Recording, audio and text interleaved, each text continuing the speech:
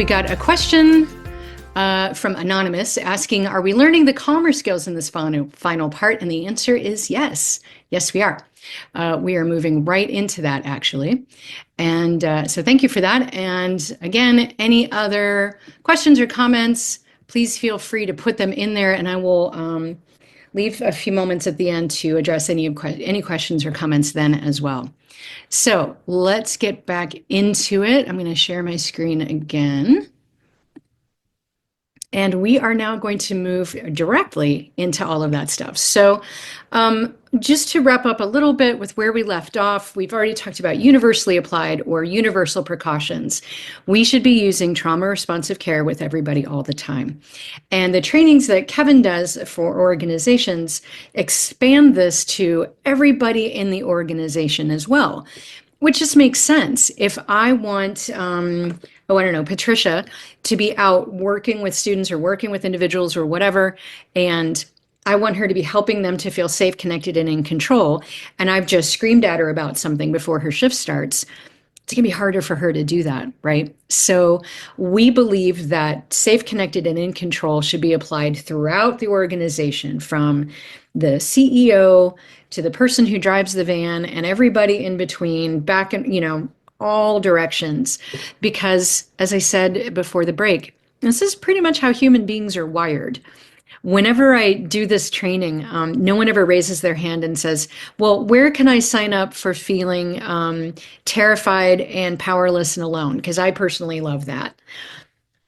Nobody ever asks that. So we believe this is universally applied and it should be organization-wide. It's also relationally based, which means that this is a relational model, and I believe that that fits in beautifully with any other model that people might be using, whether it's the play model with young children or any kind of positive behavioral supports or ABA or really anything, token economy, whatever you're doing, you can do that within the context of helping someone to feel safe, connected, and in control. And just to put this out there, because sometimes people ask about this, it doesn't mean that people don't experience consequences. It does mean that, number one, you're not enforcing consequences with something that was out of someone's control, number one.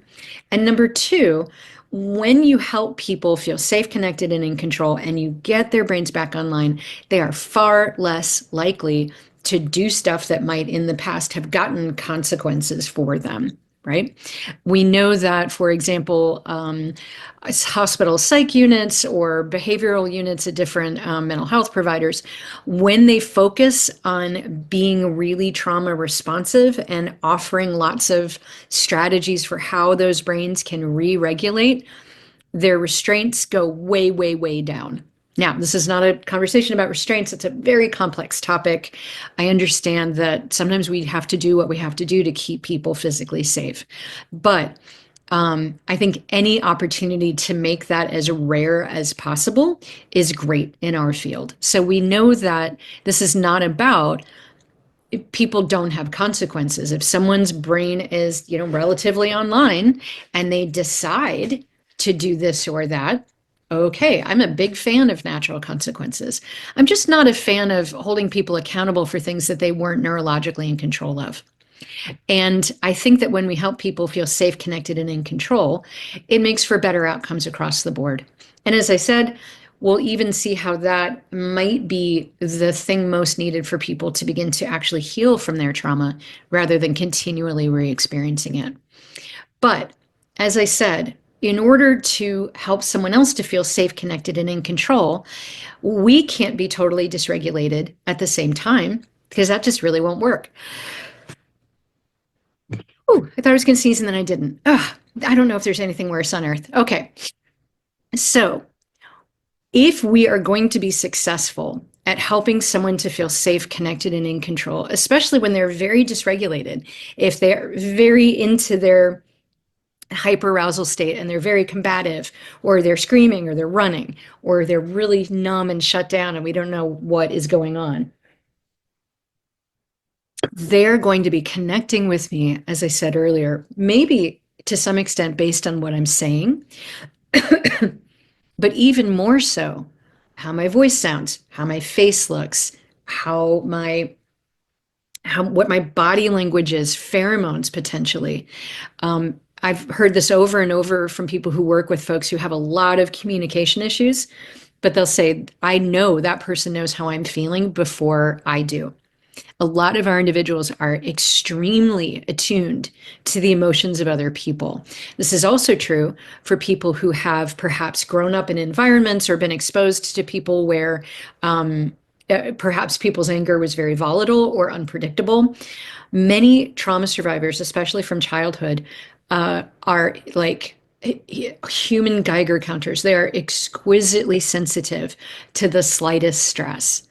This is something that trauma therapists are very familiar with. So, this doesn't mean that we've got to walk around perfectly calm at all times, but it does mean that if we want someone to help re regulate, we have to have strategies for regulating ourselves. We need to be reasonably grounded, reasonably integrated.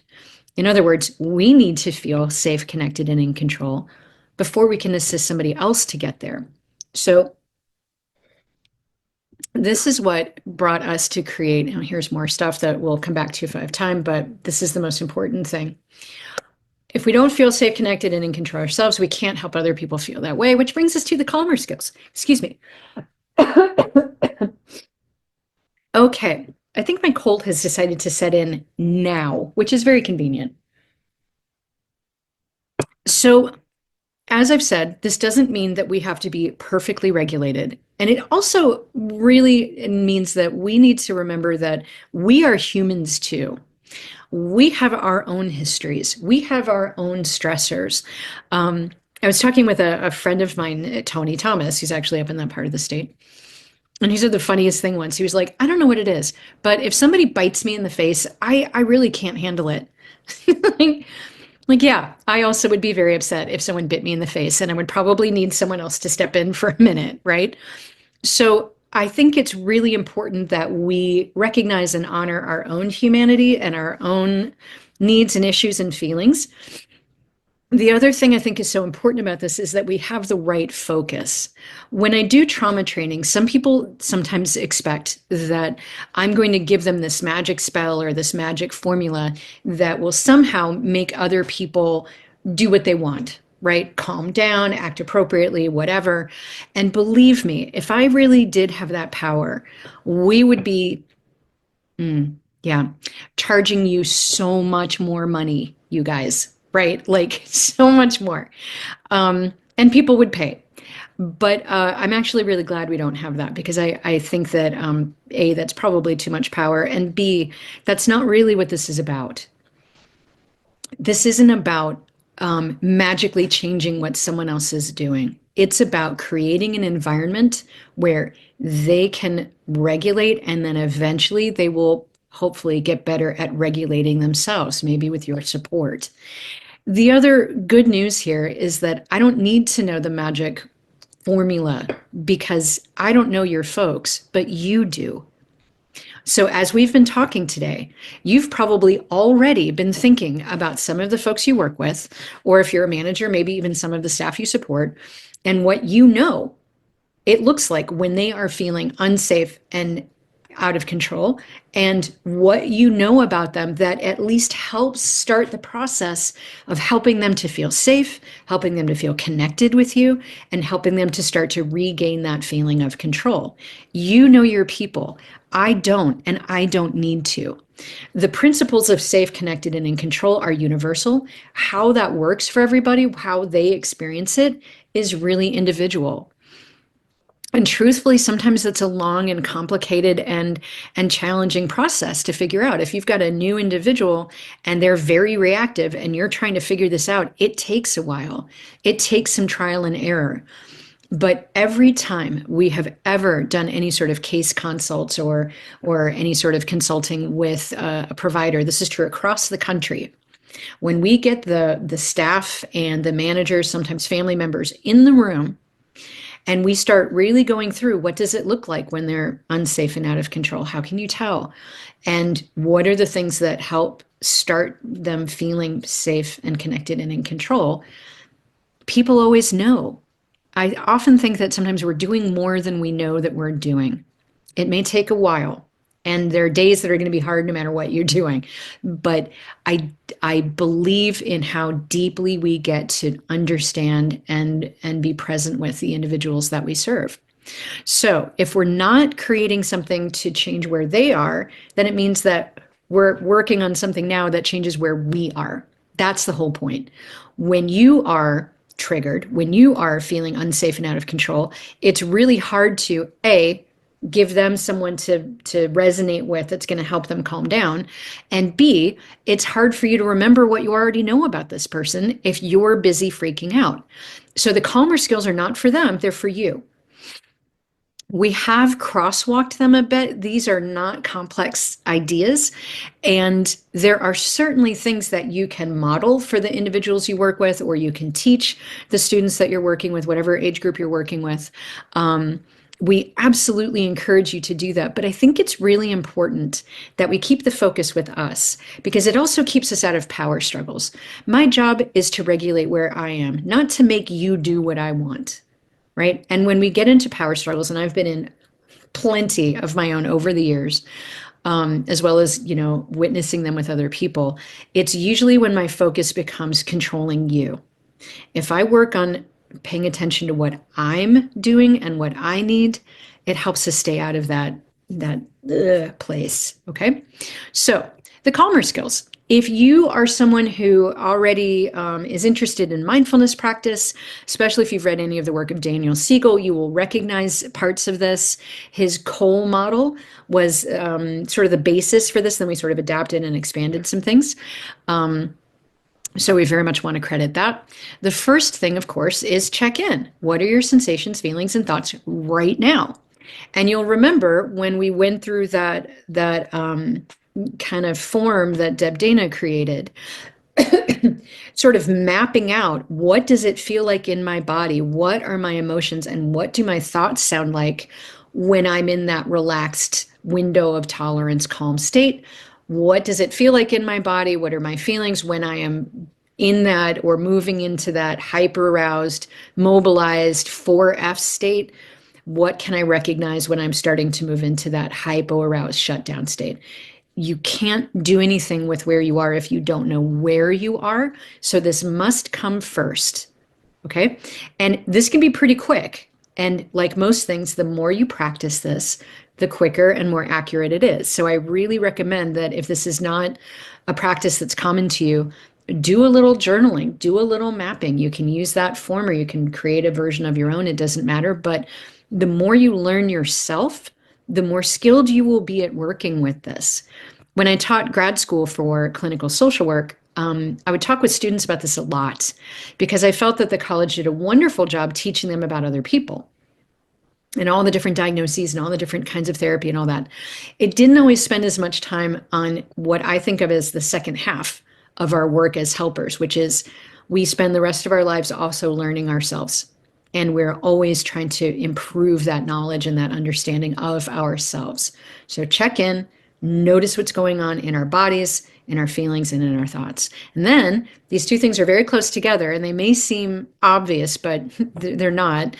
You need to accept whatever the answer is. And again, that sounds simple, but if you are someone who, like me, can sometimes be overly judgmental or overly critical of yourself, that's not always so easy to do. I think that we, especially as I believe most of us are care a lot about our jobs. We're trying really hard to be a good staff person, a good teacher, a good supervisor, a good therapist, a good nurse practitioner, whatever it is. And we want to be the person who isn't affected by what someone else is doing. But if someone is screaming at you and calling you everything but what your mother named you, or bites you in the face, or does something that potentially triggers that alarm system for you, you may not feel great about that, or you may judge yourself about that. And I think it's very important to remember, which is why I started this section this way, that you are a human being. Your job is not to never get triggered, or to never touch on a stressor of your own, or to never struggle. Your job is to be able to recognize it and do something with it. That's a really important distinction. And so, if you know that you're someone who, like me, sometimes doesn't like the fact that you're angry or frustrated or freaked out or whatever by something someone else is doing, gradually building that ability to accept it and to say, yeah, I feel angry at this person, or I feel scared by what they're doing, or this is triggering me into some old stuff of my own.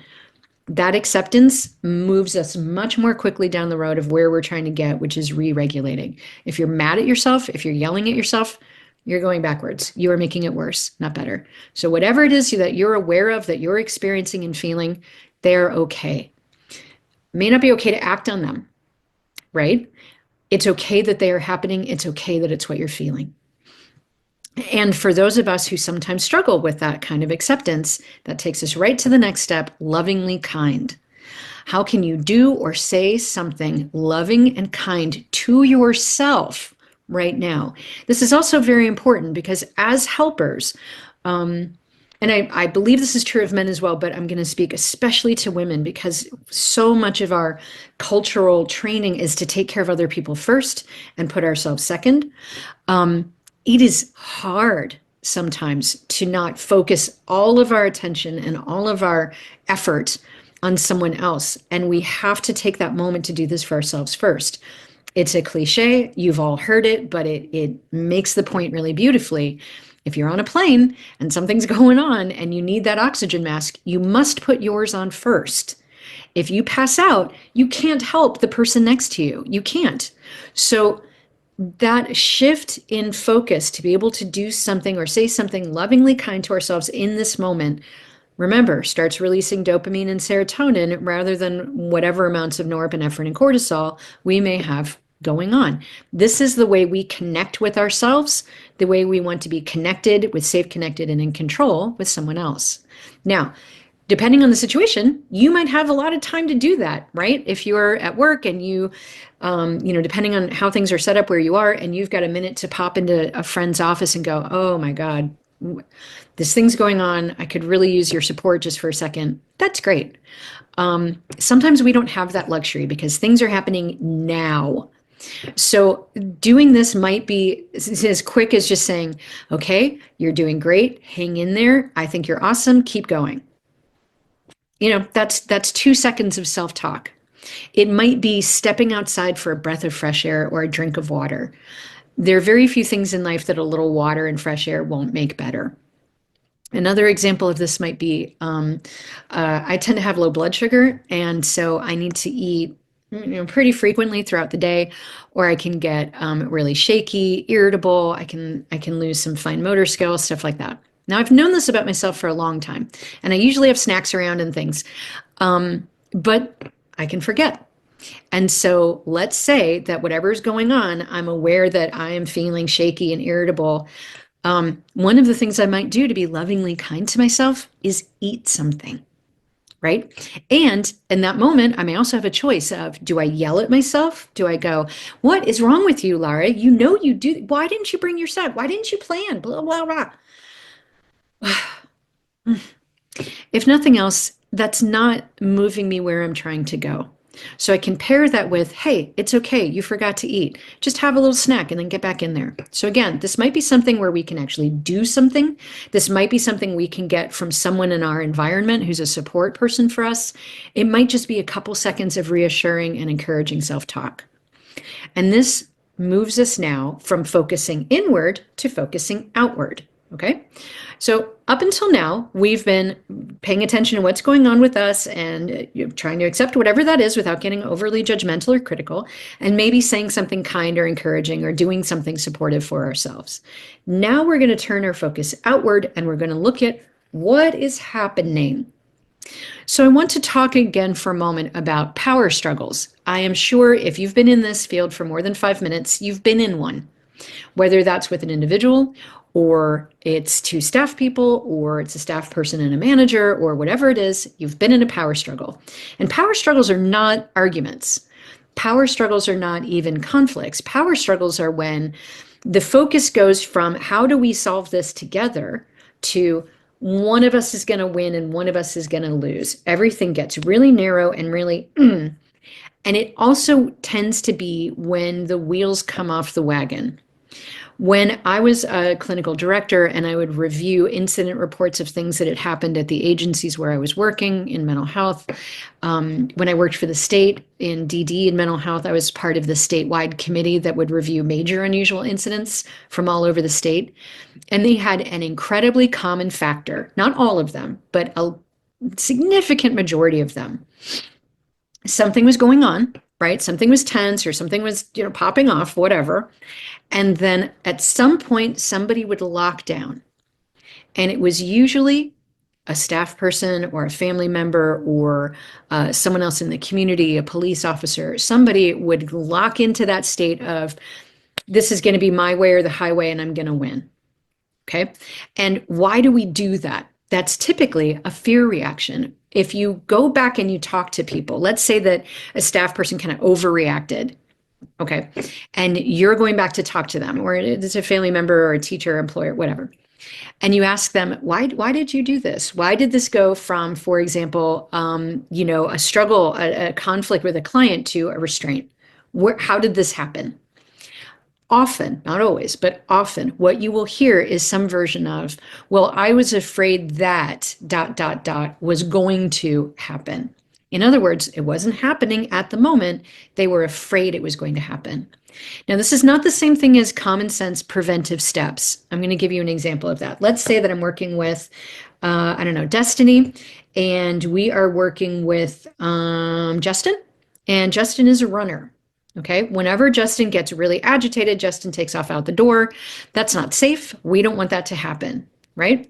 So Destin and I are working together, and we see that Justin is starting to go into his thing. Okay, he's maybe rocking, he's maybe doing this, or he's talking to himself, or he's muttering, or whatever's happening. And Destiny and I are like, uh-oh, he might be about to run. Does it make sense for one of us to kind of position themselves sort of, low key, head over to the door to be there? Sure, that's fine. That's reasonable.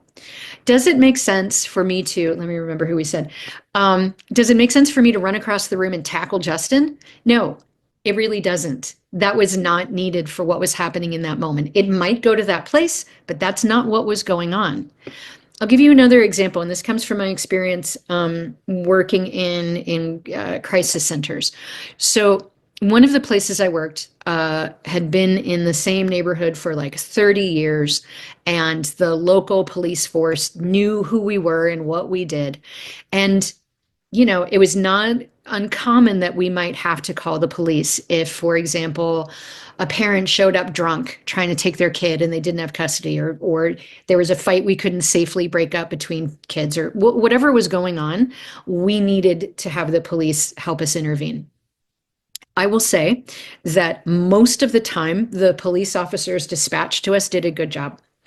But I started to notice that it was kind of one of two possible outcomes, and it usually wasn't much in the middle. It was typically one of the two, where if the police came in and they were calm and they were talking in calm, regulated voices, and they were, maybe separating people and talking to people and sort of doing their best to slow everything down, chances were things were going to resolve okay. If they came in hot, if they were barking and really directive and not listening and clearly tight and tense, somebody was leaving in handcuffs. I learned that that's how that was going to go. So this is not a commentary on the police in our country or anything like this. It's a different topic for a different day. But it's simply to point out that how we enter a situation, what we are braced for versus perhaps waiting to respond until something is actually happening or there's actually something to do, I believe cuts down on those situations that go from tense or difficult to horrible. So mindful in this sense just means look around, and the previous steps, check in, accept, be lovingly kind to yourself, hopefully will have already started regulating you a bit so that you're less likely to react out of fear or anticipation, which may lead you to overreacting. Or because sometimes people ask this. I think this is less often the case and less of a priority, but it is also sometimes an issue that if you are dysregulated, you may be under responding. If you are numb or checked out, you might need to look around and go, I need more help with this because I'm struggling to respond. So either way, what is actually happening? Not what you're afraid is going to happen, not what might happen, but what is happening. The next one is express. You need to express your thoughts and feelings about this situation. It might be in the moment or it might be later. This might be part of boundary setting. If you're like, hey, you throwing things around the room is making me really worried that I'm going to get hurt. Okay, that is a really nice way to express that. It might be something later where perhaps something was just really, really hard.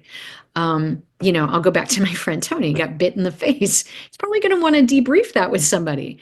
As a manager and later as a director, that was always really important to me that staff were offered support as quickly as possible. And remember that slide from last week when I talked about one of the most reliable factors in predicting whether a stressful event will later become something where someone experiences symptoms of PTSD is the support they got either in the situation as it was happening or immediately afterward. So for those of us who are in leadership roles, if you're a manager or supervisor, that debrief as quickly as possible. And personally, I think 99 times out of 100 isn't what happened. Our first question is, how are you? What do you need? And then we'll talk about what happened, right? Obviously, as long as everybody in the situation is safe and the individual is safe, the first thing I'm wanting to communicate as a leader is how I'm supporting that staff person or that colleague or whatever it is. This is also something I think that relates to our ongoing stress levels. The self-care training where we talk about empathetic distress and burnout goes into this in much more detail. But this is a lot for us to carry, whether it's stuff that has triggered our own things or we're dealing with our own stresses in life, or we're simply in the presence of people who can get very dysregulated and who may have experienced really awful injuries, and we are the witnesses of them living that out. That's a lot. That's a lot to carry on our hearts. And so this is always the moment where I encourage you, if you know that you don't really have enough outlets for this in your life and you've been sort of putting off, yeah, I should journal, yeah, I should talk to somebody, yeah, I should reach out to my supports, I would invite you to let this move it up on your list, because we know that when we don't take care of our emotional stresses, we as helpers can start to exhibit some of the same trauma symptoms as the people we're serving, even if we've not directly experienced a traumatic incident. I won't go into the details about this. The common definition of that would be vicarious trauma. And it is a major personal factor in burnout. So if you know you're one of those people where you're always at the bottom of your own list, this is an invitation to think about moving that around. The other thing about express is that this may be something that you go through this process before you go talk to somebody about making a change. So for example, let's say that I was in a really tough situation with an individual, very stressful, very taxing, very frustrating. If I am, let's say, a DSP or whatever, and I want to go to my manager and say, you know what, Patricia needs more consequences. We need to be more with Patricia. I learned as a supervisor, whenever my staff would start saying, we need more consequences, it was the beginning of a conversation where we needed to at least explore their own levels of stress. Okay, so before I do that, or maybe I'm going to an executive director, hey, we need to discharge this staff person, or hey, we need to do this, or we need to blah, blah, blah, blah, blah. If I'm dysregulated, I may be sort of acting out of that place. And if I've gone through the calmer skills to this point, now I'm more regulated and I probably will be able to address the situation in the way that I want to. So this could be happening days or even weeks after an event where I'm going to go through the calmer skills before I go have that conversation or before I go make that recommendation or whatever it is. So express can mean a lot of different things here. And now, what may seem like weeks later, you are ready to respond. Now, obviously, there are some pieces of this, like, I'm going to think through and take notes and then go to my director about something. That's happening later. But in that moment, if we are going through checking in, and I'm going to teach you guys a breathing technique that can help with this, checking in, identifying where I am, what's happening in my body, what's happening in my feelings, what's happening in my thoughts. How can I accept that and be lovingly kind to myself? Look at the situation as it's actually happening, as I'm beginning to get more grounded and more regulated, not over or under reacting around me. Maybe express something, whether that's, hey, I need some backup, I need some help, or hey, I need to tap out for a breather for this, or whatever it is. And now I can take action. What seems like it might be a long time to go through this sequence in reality is probably a few seconds. And like everything, the more we bring these steps into our habits, the more that we work on these skills, the quicker and more effectively our brain will react to what it is we're trying to do. So those are the calmer skills. We got a couple of comments. I'm going to check those out. And then I'm going to also give you guys a little extra thing, which is a way to start that regulation if you're feeling very dysregulated and it's hard to even know how you're feeling.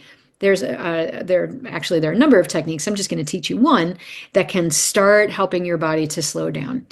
But before we do that, I want to pause here just for a second. So I'm going to pause the share and we're going to check the Q&A here.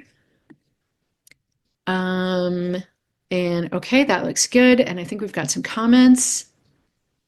Here we go. From Melissa, as a manager, would you utilize the same steps to support a staff that was triggered? Validate emotions, kind comment, move on. Absolutely. That is a great comment, Alyssa. And I've never thought of expressing it exactly that way. But yes, you can go through the calmer skills with someone. And I would make another quick point, which is the benefit of the calmer skills here, along with any other regulating techniques that you might use, is that when you think about how human beings actually regulate themselves, being in the presence of a regulated person gives them something to resonate with. So you can be cueing them while you are doing the same thing. Now, you, Alyssa, may not need a whole lot of it because you're feeling pretty calm and this person's very agitated. That's fine. But there are times when we are really sort of both together. And this is really how all human brains regulate, is partly by attuning to someone else's brain. Or as we say sometimes in trauma circles, my left hemisphere or my right hemisphere is going to link up with your right hemisphere, and we're going to sort of regulate together, co-regulating. I can't remember if I mentioned this last week, but if you think about how instinctively human beings soothe a baby, what do? We don't sit it down and give it a logical PowerPoint explanation of why they really should be going to sleep now. If only that worked, right? What do you do with a crying baby? Once you've figured out that they're not wet, there's nothing hurting them, they're not hungry, then instinctively we do this. Right? We put them right on our body. And again, whether that's the warmth of our skin, feeling the regulating rhythm of the heartbeat, pheromones may be involved. We are calm. We're relatively calm. And we are getting them as close to us as possible so they can feel our level of activation. We're in our own window of tolerance. And their brain will start to regulate, to attune to our brain. When you think about those magic staff people, I mentioned this a little bit earlier, where, man, I don't know what it is, but I know when Ashley's going to work a shift, everything's probably going to stay chill. Or there's something about Shania, I hope I'm saying your name right, Shania, where if she's working with Ray Sean, if she's the one who walks in and she can just talk with him, he is more likely to calm down than with anybody else. What is it that makes someone magical? Well, I don't think they're actually magical. I think often they know their individual well, which is really important. But the other thing is they are good at regulating themselves. Their vibe, for lack of a better word, comes in here and not here. So I know I'm sort of building on your question here, Alyssa, but yeah, absolutely. These are skills that are really pretty universal. So whether you're using them with yourself, you're talking someone else through it, and you're both kind of doing it at the same time, that is a great way to do that. Okay. So it looks like the Q&A thing, I keep getting a signal for a question I've answered. So let's go ahead and use the chat section. I think that will work. Alyssa, oh, that was helpful. Great. I know I talked probably much longer than your question was.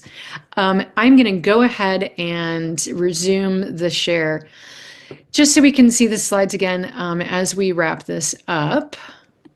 And we're going to talk just a little bit more, and I'm going to invite you guys to do a regulating activity together. I never have as much time with these as I want. I do want to talk about these for a second because a lot of you guys, I think, are working in different environments. If you're familiar with the Bruce Perry's 6 R's for regulation, working with young people or children, the same is true for adults. There are things we know that help strengthen not just the connection and the relationship between people, but also strengthen that ability to find the things that are regulating and will help people get back into that window of tolerance. Experiences that are familiar, frequent, and predictable, that occur in a safe, warm, supportive relationship. It's all about the relationship. Things that involve several senses. Again, why do we talk so much about things like sensory rooms or walking outside in nature is that there are multiple usually soothing sensory experiences that all combine to help reassure the amygdala that nothing bad is going on. It also has to do here, I will talk briefly about the vagus nerve. We're not going to get into polyvagal theory, but I will just say that the vagus nerve runs from your brain all the way down the center of your body. And about 80% of the traffic, if it were a highway, about 80% of the traffic is going from your body up to your brain. And about 20% is going from your brain to your body. So this may be helpful to you if you are working with people who get very dysregulated, or if you yourself experience dysregulation. I work with this a lot with people who have anxiety and panic attacks. If you've ever experienced a panic attack, you know that thinking your way out of it really doesn't work. There are some CBT techniques we can use with self-talk that can be supportive, but my belief is that where the research is taking us and where a lot of therapists are now focusing is with the body. So working with breath, working with movement to slow the heart rate. What happens is the brain feels the body calming down and goes, oh, maybe things are okay. Whereas if the body's freaking out and the brain's trying to go, hey, calm down, it's all okay, nothing's going on. That's like a bike lane versus 4 lanes of highway traffic. I personally like to do it with what's most efficient. So I work with the body and the breath to break into that, and that tends to be a much quicker, more powerful intervention. So when we can do things that involve senses that may be soothing or calming, whether that's, a weighted blanket or whatever it is, that person's senses start slowing their body down and the brain can sort of catch back up and go, oh, maybe this isn't such a big deal. Okay. Yeah. We really need to not ignore people. I'm going to say this last thing before we do a exercise together. Here's the deal. I am not a behavior specialist, and I believe that behavioral interventions and well-written sensitive behavior plans can be extremely helpful tools. But as we talked about before, behavior alone will make us miss a whole lot of what the injuries of trauma actually are. And as we'll see when we wrap this up, healing trauma is really about the relationship. It's not about molding behavior.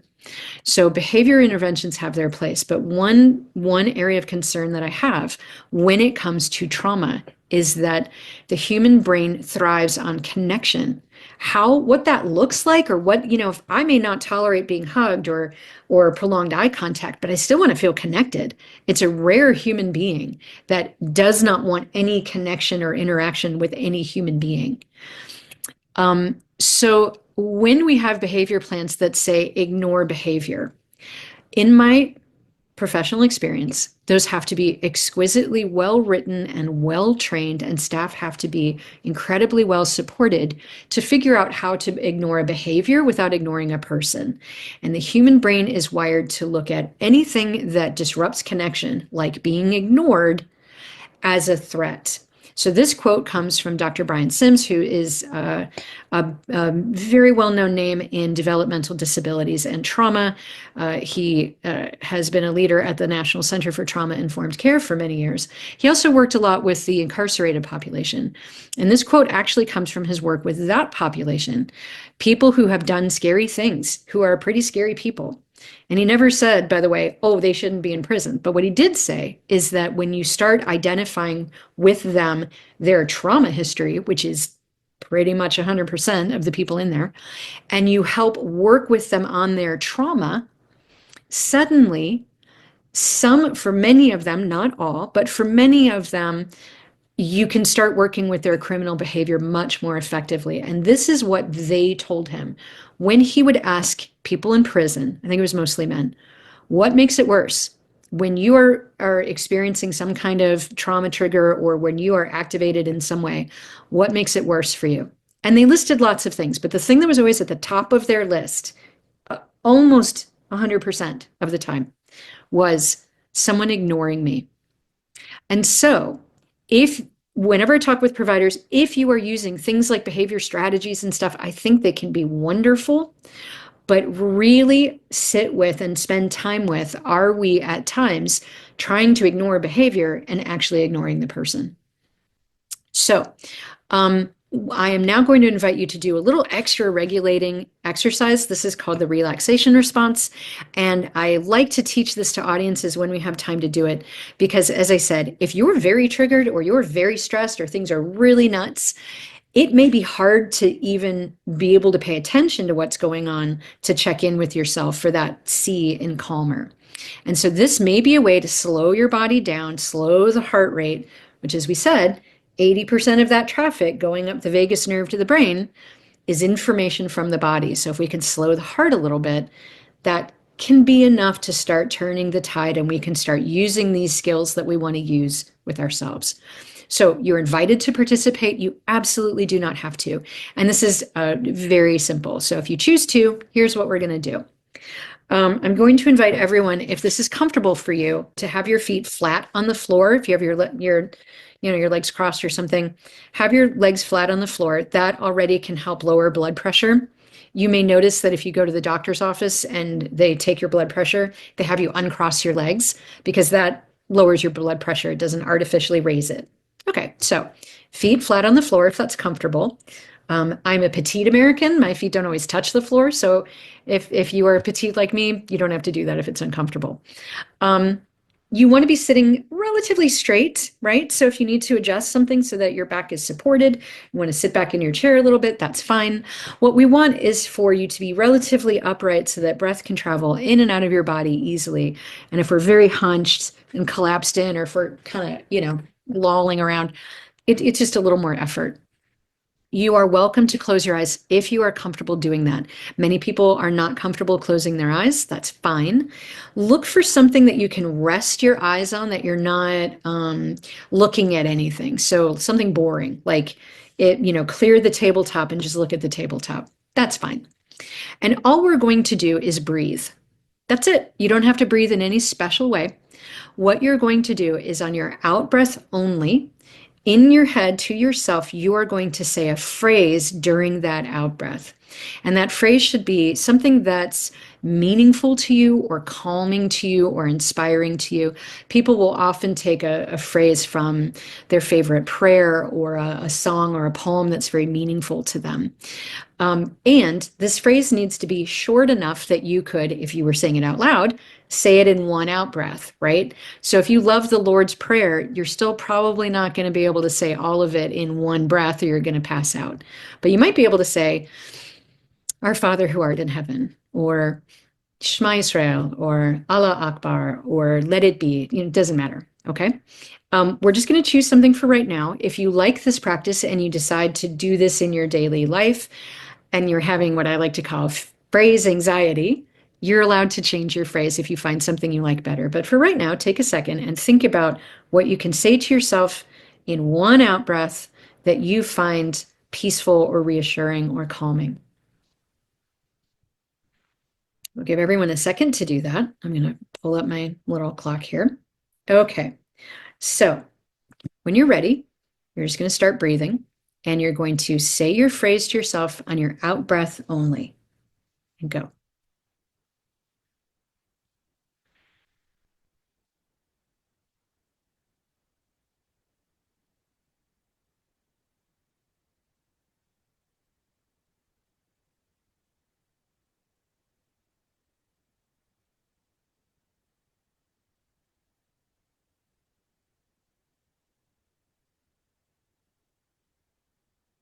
When you get distracted, just notice that you're distracted and come back to your breath and your phrase.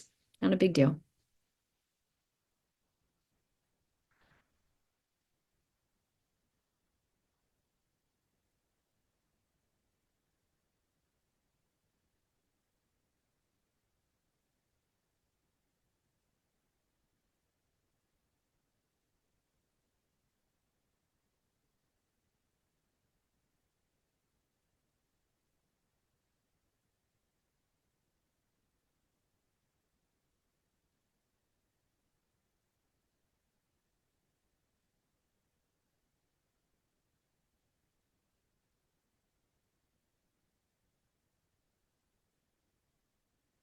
Okay, go ahead and release that. Open your eyes if you've closed your eyes.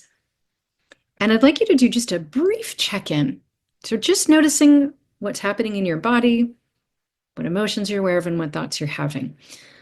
And you may have noticed no change or a subtle change, but if you notice something changing and you feel comfortable with this, you can go ahead and put it in the trauma, or not the trauma, the comment section. And we'll just see if a couple people want to chime in on this. But when you check in with yourself, what a lot of you will notice is that you might feel a little bit calmer, a little bit slower. Sometimes people will say, oh, I feel a little sleepy. A lot of us are walking around kind of tired and we're not always aware of it. Here's what's happening when we do this. So this was discovered by a doctor named Herbert Benson, who was studying stress in the 80s and 90s, a little bit in the 70s, I think. And he was looking for ways to lower stress for treating disease. This is when we were just starting to understand more about the role of stress with things like heart disease or diabetes or blood pressure, things like that. And he started having his clients, his patients do this. He would have them start usually for 2 minutes. We did that for about 75 seconds, building up to maybe 10 minutes a day. And he would usually have them do this twice a day. And what he expected was that if you only did it a couple of times, then, if you have something like high blood pressure, your blood pressure will go down a bit for a moment, but then of course it'll go back up. But then if you do it consistently over time, he started to see patients would have lower blood pressure and it would stay lower. Their diabetes or their heart disease might be more manageable. So this is not surprising to us because by now we know a lot about the role of stress with the body. But here's what surprised him that he didn't expect. And this is why it's one of my favorite strategies to teach people. A, because it's fast. I taught you guys in about 2 minutes total. But also because what he found was when people used that phrase that they paired the breath with, and when we say that phrase, what's actually happening is we tend to slow down and stretch out the out breath, and that slows the heart. It engages the parasympathetic nervous system, which are the brakes. Remember, the sympathetic nervous system is the gas, go, go, go. Parasympathetic nervous system is the brakes.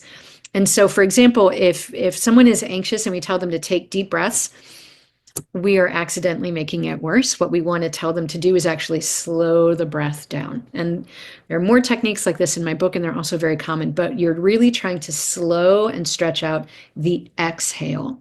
Okay, that actually slows the heart down. As the heart starts to slow down a little bit, that message goes up, that 80% highway traffic right up to the brain. The brain goes, oh, my heart is slowing down. Things must be okay. All right. So what he did not expect his patients to tell him was that when they had practiced this, they could be in stressful situations like a meeting or traffic or whatever, and they could take a couple breaths and say their phrase to themselves, and their body would start reacting because, like everything else, whatever we do a lot of, our brain gets good at. That's bad news when it comes to trauma, but it's good news for things like if you like this and you practice saying your phrase to yourself and slowing down that exhale and allowing your heart to slow down a little bit, then when you are in a tough interaction or, some crisis situation, this is unobtrusive. People won't know you're doing it. If you take a couple breaths, say your phrase to yourself in your head, then it will be easier for your body to start to slow down. And then it might be easier for you to pay attention to things like checking in with yourself or accepting whatever the answer is. And so this takes us to, for me, what is the most important thing? The fact that you guys and your leadership that was willing to bring us in to do this with you, any other trauma training or further education that you're getting on your own, and all the other ways that you commit to being present and grounded and okay and available emotionally to the people that you work with, your colleagues, the people you supervise. That is really people's best chance. So you'll remember when I talked before about how trauma, when it's severe, when it's early, when it's repeated, can affect everything about who someone is, how they see themselves, how other people see them, how they move through the world, what they get to experience in their life and what they don't. That when people can begin to heal from trauma, it can really mean reclaiming who they were meant to be and what life they were meant to be in. And remember when I said the bad news about trauma is that the brain gets good at whatever it experiences a lot of. The same is true with those safe, connected, and in control interactions that people are having either with you or with the staff that you support or supervise, whatever it is you do. The IT person who keeps everybody's paychecks coming so people can show up to work and have those interactions over and over and over. That's the good news about trauma. That's how trauma can heal. And I'm a trauma therapist. I believe in trauma therapy. I believe in medication. I believe in extra adjunct therapies like dance and music and art and all of those wonderful things. But if I had to choose between all of those forms of therapy and those healing interactions with you guys that you provide or support, I would choose you every time. Because that's really what helps the brain heal, is that repetition of feeling safe and feeling connected and having different options for how to respond to things. And so I want to thank you all for what you do every day, because I deeply believe that you are your individual's best chance for healing. And I really appreciate that. And they can't always thank you themselves. So I would like to take this opportunity to thank you on behalf of the people that can't. And thank you guys so much for this time today and our time together. I've really appreciated being able to do this with you. I'm going to check the comment section. I know we're at the end of the training. If people have more comments or questions, I can stick around a little bit. Okay, let's see what people said. Alyssa said she feels calmer. You was kind, you was smart, you was important. 100%. I love that so much. I want someone to say that to me every day. All of those things, I think, that help us connect to that human place of safety with ourselves and with someone else. It's really the universal language. So again, thank you guys so much. I know Kevin is on here if there are any other instructions or questions that you guys have. You also have our emails. Please feel free to reach out to us and enjoy the rest of your day. And I hope you guys have wonderful holidays. Thanks, everybody.